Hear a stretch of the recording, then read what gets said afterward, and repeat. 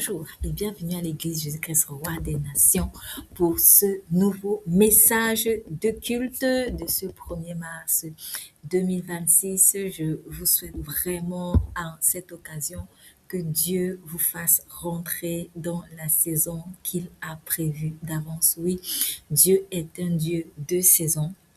Tout comme nous avons l'été, le printemps, l'hiver, l'automne, etc., eh bien, notre vie est également jalonnée de saisons.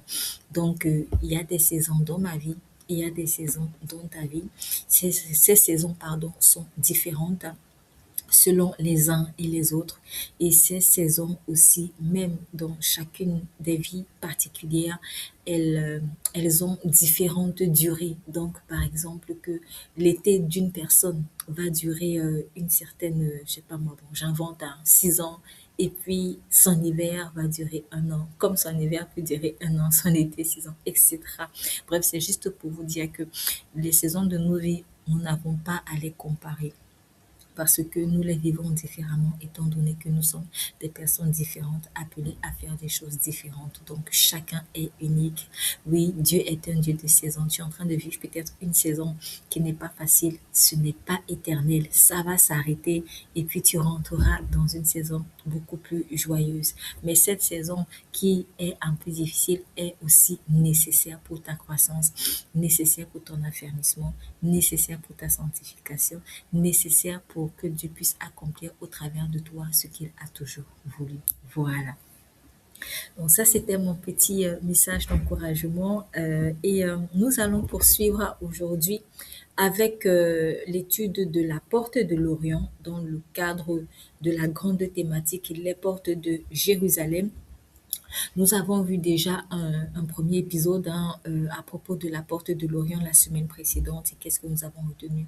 Nous avons retenu que la porte de l'Orient, en fait, symbolise le fait, la capacité à garder la parole de Dieu. Donc, même qu'il est important de savoir libérer les décrets de Dieu, vraiment en marchant dans l'autorité que Christ nous a donnée, ça c'est la porte des chevaux. Il est important aussi de savoir garder dans nos cœurs ces décrets-là. Donc, c'est une chose que de recevoir une bénédiction, voilà, mais c'est une autre chose que de pouvoir garder, conserver fidèlement cette bénédiction. Donc, quand Dieu te bénit, il te donne sa parole. Et cette parole-là, elle doit être gardée. C'est très, très important. Dans le cadre de l'étude de la porte de l'Orient, j'avais à cœur d'aborder un sujet particulier, c'est-à-dire la paix trompeuse. La paix trompeuse. Alors, qu'est-ce que cela signifie? En fait, lorsque nous gardons la parole de Dieu, nous gardons en nous une paix surnaturelle. C'est-à-dire que tu peux retrouver dans une situation vraiment très, très inconfortable. Et Dieu te donne une parole par rapport à cela. Voilà, ça ne va pas peut-être a priori te donner une solution là, maintenant. Mais quand tu reçois cette parole-là, si elle vient de Dieu, en fait, il y a une paix surnaturelle. Tu reçois une paix surnaturelle. C'est pour ça qu'il est écrit aussi vraiment de ne pas s'inquiéter de quoi que ce soit, mais de déposer devant Dieu nos fardeaux, nos inquiétudes et sa paix, voilà, qui surpasse toute intelligence. Elle va vraiment nous envahir. Donc, je paraphrase. Mais c'est ça. C'est-à-dire que quand on est dans une situation inconfortable, difficile, euh, lorsque Dieu te donne sa parole, il va te dire quelque chose, il va peut-être te donner un conseil, il va te donner une instruction, il va te donner une perspective. Et là, tu n'es pas complètement sorti de la fournaise, mais au fond de toi, il y a une paix. Il y a vraiment une paix. Il y a même une joie qui est là, qui vient. Et tu sais que ça va aller. Tu sais que ça va aller. Tu sais que ce que tu vis n'est que temporaire. Tu sais que ce que tu vis est nécessaire. Voilà, donc c'est un peu comme je donne l'exemple par excellence. Le Seigneur Jésus-Christ devait aller à la croix et il savait que cela allait être très, très, très, très difficile. Mais il avait reçu du Père des instructions. Il avait reçu du Père des promesses. Donc la promesse de ce que beaucoup de personnes seront sauvées. La promesse de ce que, de la même manière qu'il s'est dépouillé de son manteau pour venir nous sauver, eh bien c'est ainsi qu'il recevra le nom au-dessus de tout nom, afin qu'au nom de Jésus-Christ, tout genou fléchisse et toute langue confesse qu'il est Seigneur à la gloire de Dieu le Père. Donc Jésus, en fait, avait en vue toi, il avait en vue moi, il avait en vue d'autres personnes qui qui allait finalement un jour s'abandonner à lui. Donc il savait que ce qu'il faisait, ce n'était pas pour rien. Il avait reçu cette parole-là aussi de ce que le Père serait toujours avec lui. Donc même si le chemin de croix était extrêmement difficile, où il le savait, il savait que ça allait être extrêmement difficile, mais par la parole en fait qu'il a reçue, par la parole qu'il a reçue, il ne s'est pas découragé. Il ne s'est pas du tout découragé et il est allé plus loin, il est allé plus loin, il s'est pas, en tout cas, focalisé sur la douleur, il s'est pas focalisé sur le fait que, voilà, ça allait faire mal, uniquement la douleur, la souffrance, oh là là là. Non, il a regardé à la parole. Et cette parole-là lui a donné une paix surnaturelle. Regardez son attitude dans le jardin de Gethsémani. Jésus était tellement dans une telle oppression que des grumeaux de sang coulaient en fait de lui. Et il est écrit, mais quand il a prié, Père, non pas ma volonté, mais ta volonté, il a été fortifié. Il a été fortifié par la présence de Dieu et il a eu le courage donc de se laisser arrêter, de se laisser maltraiter, de se laisser crucifier. Donc, quand tu reçois la parole de Dieu et que tu la gardes, il y a une paix en fait surnaturelle qui vient sur toi. Cependant, quand tu rejettes en fait la parole de Dieu, il y a un trouble qui vient. Donc, ça veut dire que lorsque Dieu te dit, par exemple, tu vas traverser un chemin de croix et je serai avec toi dans cette fournaise, voilà, et ça sera temporaire. Tu reçois cette promesse, tu la gardes. En fait, tu vas avoir une paix, même en traversant cette fournaise. Tu ne sais pas comment tu vas t'en sortir, mais il y a une paix qui est surnaturelle qui est avec toi. Maintenant, si Dieu te fait cette promesse et que tu dis non, je veux pas, non, moi je veux m'en sortir comme si, et tu jettes donc la parole de Dieu, à ce moment-là, tu seras troublé. Tu seras troublé. Même si tu as l'impression de trouver une solution là maintenant, en fait, cette solution-là, elle ne te procurera pas la paix. Donc, quand tu rejettes la parole de Dieu, quand tu ne la gardes plus, à ce moment-là, il y a un trouble qui s'installe dans ton cœur. Cependant, il y a aussi un autre phénomène, les fausses paix ou les paix trompeuses. Les fausses paix ou les paix trompeuses. Ce sont ces paix-là, en fait, ces sortes de paix ou ces semblants de paix qui s'installent alors que tu as déjà rejeté la parole de Dieu. Donc, en fait, je récapitule. Le manque de paix, en principe, le manque de paix, en principe, est un indicateur de ce que tu n'as pas gardé la parole de Dieu. Tu n'as pas reçu dans ton cœur la parole de Dieu ou que tu ne l'as pas gardée. Voilà. Donc, quand tu n'es pas en paix, ça veut dire que en fait, tu n'as pas placé ta foi en ce que Dieu t'a dit. Cependant, il y a des paix trompeuses, il y a des paix, des semblants de paix qui peuvent s'installer dans ton cœur, alors même que tu as déjà rejeté la parole de Dieu. Et soit, en fait, tu te leurres en te disant que il n'y a aucune conséquence hein, en rejetant la parole de Dieu. Donc, tu sais que tu as rejeté la parole de Dieu. Mais je sais pas, il y a quelque chose, en fait, en toi, une sorte d'insouciance là, d'illusion. Tu te dis, de toute façon, ça sert à rien. Mais même telle personne a péché aussi, mais rien ne lui est arrivé. Donc, moi, il va rien m'arriver. Il y a des gens, en fait, qui réfléchissent comme ça. Donc, en fait, tu te leurres. Soit tu crois que c'est la parole de Dieu que tu as reçue, mais en réalité, ce n'est pas vraiment la parole de Dieu que tu as reçue, c'est ta propre conviction ou même c'est la parole du diable. Voilà. Donc, il y a des fausses paix en fait et il faut faire très très attention parce que dans la porte de l'Orient où nous apprenons à garder la parole de Dieu ou en tout cas on apprend que Dieu nous a donné la capacité de garder sa parole, il faut prendre conscience qu'il y a des paix trompeuses parce que Satan sait très bien que la parole de Dieu seule est en mesure de te donner la paix. Donc, pour te faire croire, en fait, que pour pouvoir s'infiltrer en toi et t'amener dans une mauvaise direction, il va donc falsifier une paix, la paix divine, et ça donne un truc. Voilà, tu as l'impression que tu es en paix, alors que en réalité, tu n'es même plus dans la parole de Dieu. Je vais donner quelques versets. Un, 2, 3, 4. 1, 2, 3, 4, 5. Allez, on va donner 5 passages, voire 6, hein, qui nous parlent de la paix trompeuse. Nous allons commencer par Jérémie, chapitre 6, au verset 14, qui dit, « Ils pensent à la légère la plaie de la fille de mon peuple. Paix, paix, disent-ils, et il n'y a point de paix. » Donc, le contexte ici, c'est Dieu qui est en train, au travers du prophète Jérémie, reprendre Israël. Et en fait, il y avait vraiment de mauvais conducteurs, de mauvais guides, de mauvais bergers et de faux prophètes, etc.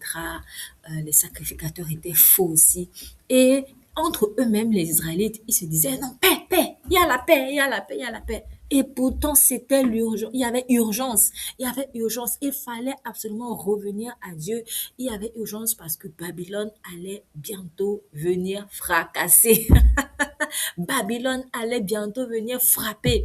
Et puis, ben, il se disait, non, il n'y a rien, t'inquiète pas. Ouais, paix, paix, il y a la paix, il y a la paix. Ça, c'est une paix trompeuse. Quand il y a le feu à la maison, et toi, tu dors carrément à la maison, tu te dis, non, c'est juste la fumée chez le voisin, alors que le feu est en train de brûler sur ton propre lit.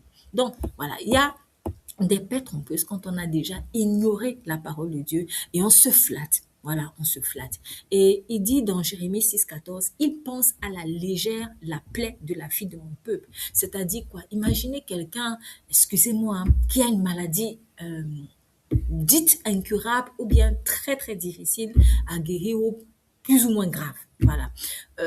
Qu'est-ce que je peux imaginer? Bon, imaginez par exemple une personne qui se retrouve avec un cancer de sang.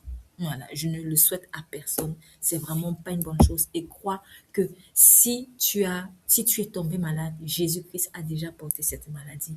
Il veut te guérir. Il t'a même déjà guéri. Place ta foi en Jésus-Christ et tu seras guéri. Le Seigneur Jésus est capable de guérir. Moi, personnellement, je le remercie en tout cas de m'avoir guéri de tellement de choses. Je le remercie de ce qu'aujourd'hui, j'ai plus besoin euh, euh, par exemple, de porter des lunettes parce que le Seigneur Jésus m'a guéri. Oui, il m'a guéri. Bon, c'est pas le sujet aujourd'hui, mais je veux juste te donner un exemple. Imagine, imagine une personne qui a un cancer de sein et puis elle va vers le médecin et le médecin il diagnostique effectivement le cancer de sein et puis il lui dit bon ok on va vous donner du paracétamol. Voilà. Pour vous soigner de ça, on va vous donner du paracétamol. Ouais.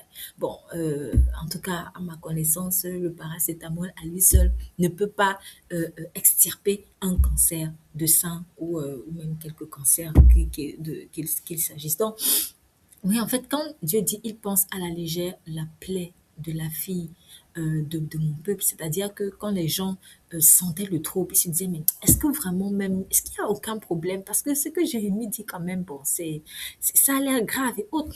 Ils vont voir les sacrificateurs, ils vont voir certains prophètes, ou bien il va même voir son voisin, son frère, sa soeur, et puis on dit, bah non, non, non, il n'y a rien, il n'y a rien. Ou alors des gens vivaient des choses dramatiques à cause des péchés que eux-mêmes ils appelaient. Par exemple, si je reprends le cas de maladie, il y a des maladies, bon, c'est naturel, c'est vrai, mais il y a des maladies aussi auxquelles on a ouvert la porte à cause du péché, à cause de la rébellion, parce que nous sommes dans la désobéissance. C'est la vérité. Donc, tu vas voir le sacrificateur et puis le sacrificateur, peut-être il sait, peut-être même il sait que, ah, cette maladie-là, en réalité, c'est parce que la personne a péché. Mais il te dit pas, il te flatte. Mais non, c'est rien et tout, fais juste ça, bon, fais quelques prières, là, puis peut-être que tu es malade parce que tu vis, là, j'ai une pensée vraiment pour quelqu'un, tu vis mais plein pot dans le péché de l'impudicité, dans la fornication, ou bien tu ouvres des portes à l'adultère. Et il y a des choses bizarres qui sont entrées dans ta vie. Et tu dois te repentir de ça.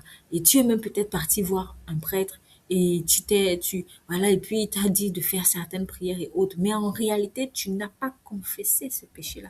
Tu n'as pas reconnu que tu as mal agi. Peut-être même tu justifies en fait cet adultère-là. C'est pas bon. Il faut vraiment que tu te repentes sincèrement devant Dieu par rapport à ça.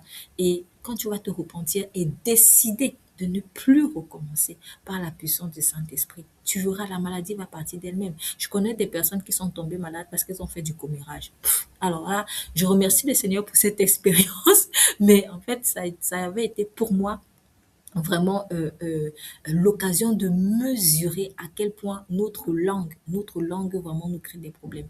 Donc, c'était une personne qui avait c'était une personne qui avait des problèmes à l'oreille. En tout cas, on priait ensemble et puis elle me dit, ouais, mon oreille me fait très mal. Et puis, pendant qu'elle me parle, le Saint-Esprit me révèle. Il me révèle en fait que ben, elle a fait du commérage. Elle a écouté des choses qu'elle ne devait pas écouter. Et puis, elle a aussi, elle y a mis sa langue et autres.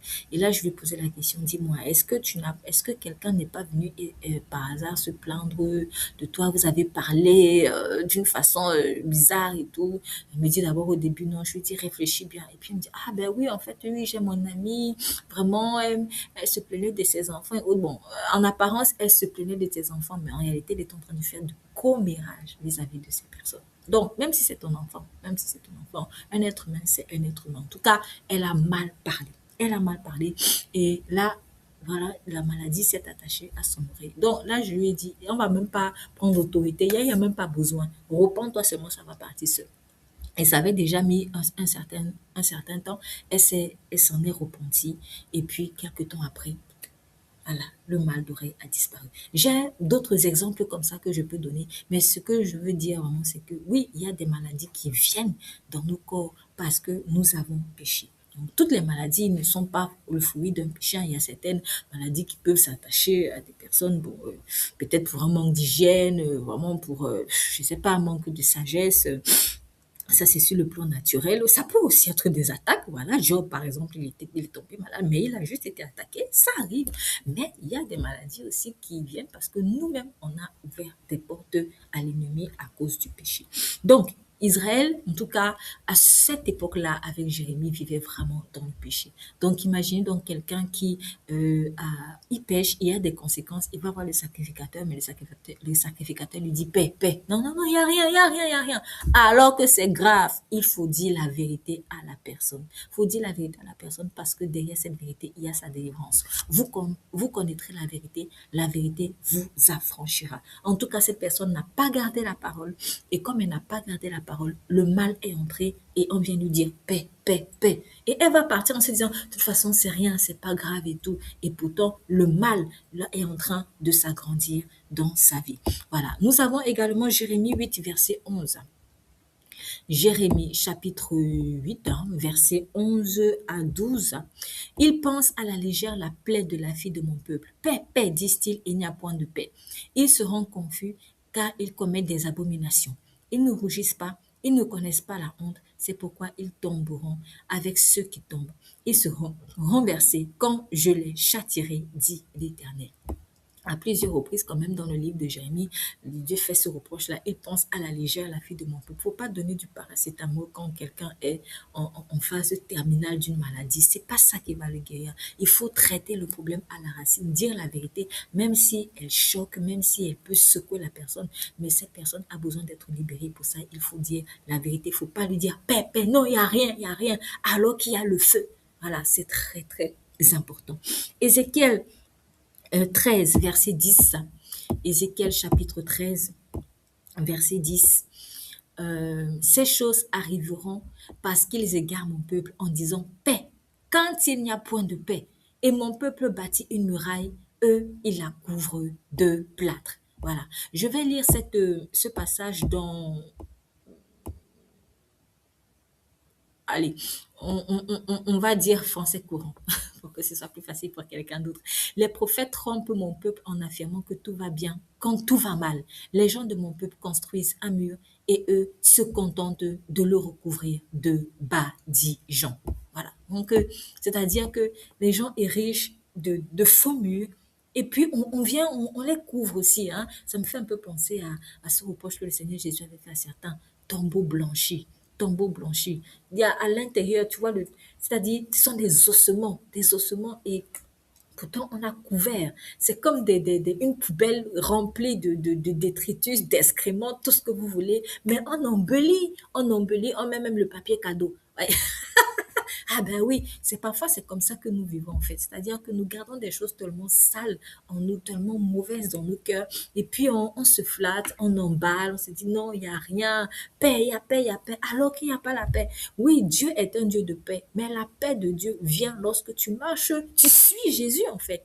Tu suis Jésus. C'est pas quand tu n'en fais qu'à ta tête. Donc, la paix trompeuse, faisons attention à cela. Quand on n'a pas gardé la parole de Dieu, c'est le trouble qui vient. Et le fait de flatter entre les gens en leur disant paix, paix, paix, alors qu'il n'y a pas la paix, alors qu'ils doivent se repentir, alors qu'ils doivent revoir leur façon de faire, ça c'est vraiment corroborer l'attitude du diable. 1 Thessaloniciens verset 5.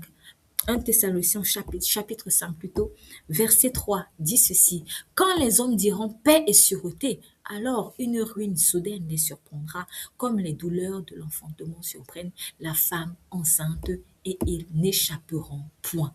Voilà. Donc, ça, c'est le jour du Seigneur. Bon, je vais lire un tout petit peu les versets au-dessus pour que vous compreniez. Pour ce qui est des temps et des moments, vous n'avez pas besoin, frère, qu'on vous en écrive. Car vous savez bien vous-même que le jour du Seigneur viendra comme un voleur dans la nuit. Quand les hommes diront paix et sûreté, alors une ruine soudaine les surprendra, comme les douleurs de l'enfantement surprennent la femme enceinte et ils n'échapperont point. Voilà, Jésus va venir comme ça.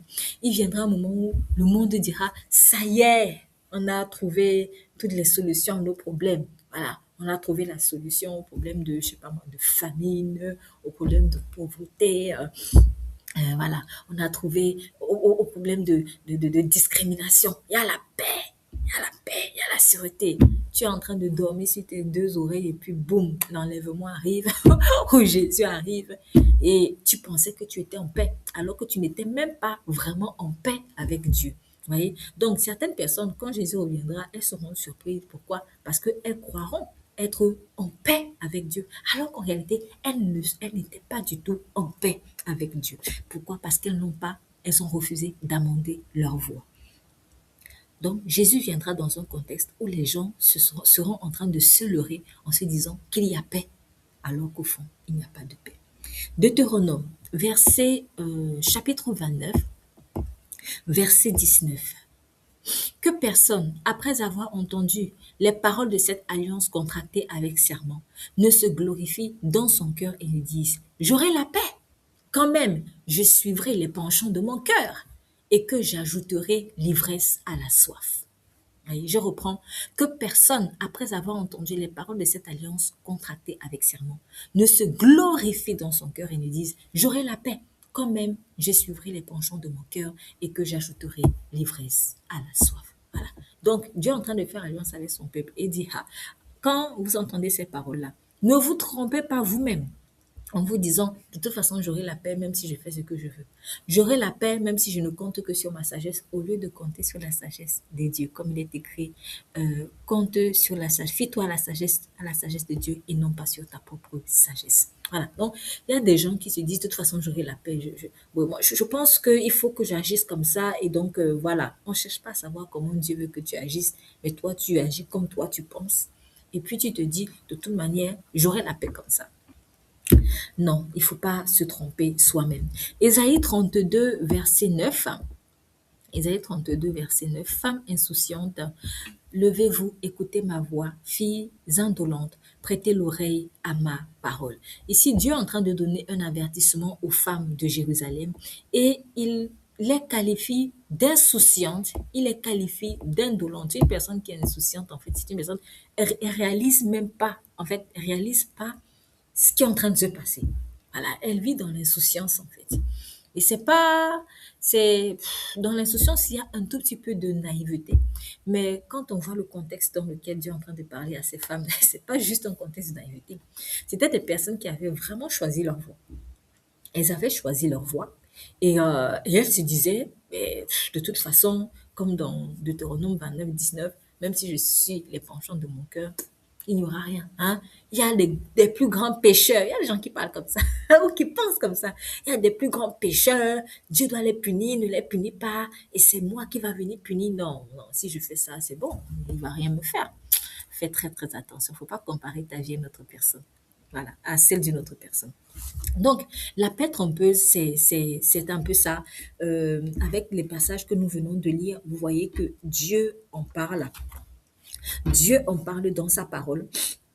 Et nous allons pas terminer, mais au moins commencer à voir les conséquences de cette paix trompeuse-là. Parce que le tableau que j'ai brossé jusqu'ici, c'était pour présenter l'existence, en tout cas, de cette paix trompeuse dans la parole. Oui, Dieu fait référence dans plusieurs passages de la Bible à la paix trompeuse. Il nous met en garde, en fait, par rapport à la paix trompeuse. Donc, ne nous trompons pas nous-mêmes. Ne nous disons pas que si je ne garde pas la parole de Dieu, de toute manière, voilà, c'est pas grave, il n'y a rien. Tu es en train de te tromper. Et peut-être même tu peux te dire, j'ai agi de telle manière et là, j'ai reçu la paix, alors que ce n'était pas comme ça qu'il fallait agir. Alors que même tu es en train de désobéir à Dieu. Non, non, non, non. Il suffit pas de se dire, j'ai la paix, j'ai la paix, j'ai la paix. Aujourd'hui, j'ai la paix, c'est devenu, excusez-moi, tout et n'importe quoi. N'importe qui, n'importe comment dit, à toute façon, j'ai la paix. Alors même que la parole de Dieu n'a pas été gardée dans le cœur. Faisons attention à la paix trompeuse, car n'oublions pas, c'est à ce moment-là que Jésus-Christ reviendra. Donc le diable est en train de travailler activement, vraiment, pour que les gens puissent vraiment qu'ils soient bercés dans une sorte de paix trompeuse, en fait. Et plus le temps passe, moi personnellement, en tout cas, je le vois, plus le temps passe, plus je vois que bon, ça s'accroît, ça s'accroît. Il y a une sorte de paix là qui enveloppe, qui trompe les gens, alors même qu'ils sont en train de s'enfoncer dans le mal. Certains consciemment, d'autres inconsciemment. Dans le livre de Jérémie, chapitre 28, on va commencer aujourd'hui, mais on va pas terminer. Euh, Dans le livre de Jérémie, chapitre 28, il y a eu une histoire. L'histoire d'un certain Anania qui venait de Gabaon et, c'était un prophète et qui a repris Jérémie, le prophète Jérémie, par rapport à ses prédictions. Donc, je vais lire le chapitre, mais la semaine prochaine, nous allons rentrer un peu plus en détail par rapport aux conséquences de la paix trompeuse. Dans la même année, au commencement du règne de Sédécias, roi de Juda, le 5e mois de la 4e année, je préviens, la lecture est longue, mais elle est nécessaire pour comprendre. Le 5e mois de la 4e année, Anania, fils d'Azur, prophète de Gabaon, me dit dans la maison de l'Éternel, en présence des sacrificateurs et de tout le peuple. Ainsi parle l'Éternel des armées, le Dieu d'Israël. Je brise le joug du roi de Babylone. Encore 2 années, et je fais revenir dans ce lieu tous les ustensiles de la maison de l'Éternel que Nebuchadnezzar, roi de Babylone, a enlevés de ce lieu et qu'il a emporté à Babylone. Et je ferai revenir dans ce lieu, dit l'Éternel, Jéconia, fils de Joachim, roi de Juda, et tous les captifs de Juda qui sont allés à Babylone, car je briserai le joug du roi de Babylone. Jérémie le prophète répondit à Anania le prophète en présence des sacrificateurs et de tout le peuple qui se tenait dans la maison de l'Éternel. Jérémie le prophète dit, Amen, que l'Éternel fasse ainsi. Que l'Éternel accomplisse les paroles que tu as prophétisées et qu'il fasse revenir de Babylone en ce lieu les ustensiles de la maison de l'Éternel et tous les captifs. Seulement écoute cette parole que je prononce à tes oreilles et aux oreilles de tout le peuple. Les prophètes qui ont paru avant moi et avant toi, dès les temps anciens, ont prophétisé contre des pays puissants et de grands royaumes, la guerre, le malheur et la peste. Mais si un prophète prophétise la paix, c'est par l'accomplissement de ce qu'il prophétise qu'il sera reconnu comme véritablement envoyé par l'Éternel. Mais si un prophète prophétise la paix, c'est par l'accomplissement de ce qu'il prophétise qu'il sera reconnu comme véritablement envoyé par l'Éternel. Alors Anania le prophète enleva le joug de dessus le cou de Jérémie, le prophète, et il le brisa. Et Anania dit en présence de tout le peuple, ainsi parle l'Éternel. C'est ainsi que, dans 2 années, je briserai de dessus le cou de toutes les nations le joug de Nebuchadnezzar, roi de Babylone. Et Jérémie le prophète s'en alla. Après que Anania le prophète eut brisé le joug de dessus le cou de Jérémie le prophète, la parole de l'Éternel fut adressée à Jérémie en ces mots. Va et dis à Anania, ainsi parle l'Éternel. Tu as brisé un joug de bois et tu auras à sa place un joug de fer. Car ainsi parle l'Éternel des armées, le Dieu d'Israël, je mets un joug de fer sur le cou de toutes ces nations pour qu'elles soient asservies à Nebuchadnezzar, roi de Babylone. Et elles lui seront asservies. Et je lui donne aussi les animaux des champs. Et Jérémie le prophète dit à Anania, le prophète, écoute Anania, L'Éternel ne t'a point envoyé. Et tu inspires à ce peuple une fausse confiance. Et tu inspires à ce peuple une fausse confiance. C'est pourquoi ainsi parle l'Éternel. Voici, je te chasse de la terre. Tu mourras cette année, car tes paroles sont une révolte contre l'Éternel. Et Anania, le prophète, mourut cette année-là, dans le 7e mois, c'est-à-dire 2 mois plus tard. Voilà. Je tenais à lire ce texte pour que nous gagnions un peu plus de temps la semaine prochaine. Mais voyez en pratique les conséquences, en fait, d'une fausse confiance, d'une fausse paix. Dieu a donné des instructions. Il a donné une prophétie, certes, ça ne faisait pas plaisir, mais c'était nécessaire pour la correction de son peuple au travers de Jérémie. Et puis, il y en a encore beaucoup d'autres d'ailleurs qui sont venus en disant, non, cette correction-là, ça va vite s'achever. Voilà. En fait, il venait mettre du sucre là où il n'y en avait pas. Il venait procurer une fausse paix, une fausse confiance là où Dieu n'avait pas parlé. Voilà. Vous voyez, voilà comment des personnes vous font souvent fuir la croix de Christ alors que vous êtes appelés à traverser cette croix et à devenir comme Christ. En tout cas, à laisser grandir Christ au travers de vous. Je n'en dirai pas plus. Rendez-vous la semaine prochaine et prenons un moment pour prier par rapport à ça. Père, au nom puissant de Jésus, nous venons devant toi pour te dire merci parce que tu es le Dieu de vérité. Tu nous as dit dans le livre d'Éphésiens 6 de mettre à nos reins la ceinture de la vérité. Tu es un Dieu de vérité. Jésus-Christ est la vérité. Seigneur, tu as dit que tu cherches également des adorateurs qui adorent Dieu en esprit et en vérité. Sans la vérité, Seigneur, il n'y a pas de force. Sans la vérité, il n'y a pas de paix, il n'y a pas de puissance, il n'y a pas de vie tout court. Nous te prions donc, Seigneur, que tu nous donnes vraiment un cœur qui aime la vérité, un cœur qui ne se laisse pas berner par la paix trompeuse, Seigneur. Donne-nous de savoir garder ta parole. Nous voulons la garder, cette parole que tu as donnée, ou cette bénédiction que tu as donnée, ou ce fardeau que tu as donné. Nous voulons le conserver, car nous savons, Seigneur, que la paix se trouve dans ton joug, comme tu as dit dans Matthieu 11. Et prenez mon joug, et vous aurez le repos pour vos âmes. Oui, le joug de Jésus donne le repos. Le joug de Jésus donne la paix. Les fardeaux de Jésus, les missions de Jésus, cela donne la paix. Et lorsque nous sortons de cette mission-là, Seigneur, le trouble vient. Je prie donc que tu nous donnes le discernement afin que nous ne nous laissions plus tromper, Seigneur, par toute paix trompeuse, oui, par ces fausses confiances que nous-mêmes, nous pouvons nous inspirer à cause de l'orgueil ou que le diable peut nous susurrer et parfois au travers aussi de faux prophètes ou d'amis, bref, quelle que soit la voix qui parle. Accorde-nous de nous accrocher uniquement à la tienne. Au nom de Jésus, nous prions. Amen. Vous êtes bénis et à la semaine prochaine.